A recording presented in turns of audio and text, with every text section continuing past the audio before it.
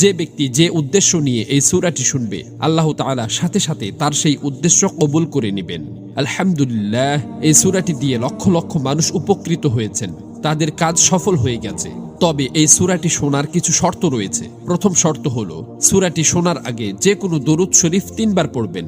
আপনারা চাইলে সাল্লাল্লাহু আলাইহি ওয়াসাল্লাম এই ছোট দরুদটিও পড়তে পারেন। দ্বিতীয় শর্ত হলো, সূরাটি শোনার সময় আপনারা আপনাদের আশা আকাঙ্ক্ষাগুলো অন্তরে রাখবেন।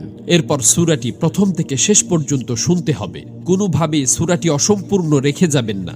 যদি অসম্পূর্ণ রেখে যান, তাহলে আপনাদের কোনো কাজই সফল হবে না। এজন্য সূরাটি মনোযোগ দিয়ে প্রথম থেকে শেষ পর্যন্ত শুনুন। ইনশাআল্লাহ এই সূরা শেষ হওয়ার আগেই আপনাদের সকল কাজ ঠিক হয়ে যাবে, মনের সকল আশা আকাঙ্ক্ষা পূরণ হয়ে যাবে। বিশ্বাস না হলে একবার শুনেই দেখুন, নিজের চোখেই বিশ্বাস করতে পারবেন না।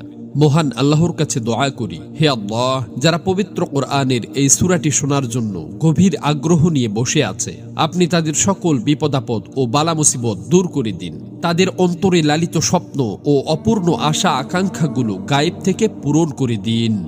আমিন। কমেন্ট বক্সে আপনিও আমিন লিখে দোয়াতে শরীক থাকুন, কেননা কে জানে যে কার দোয়া কখন কবুল হয়ে যায়। তো চলুন সূরাটি শুনে নেওয়া যাক।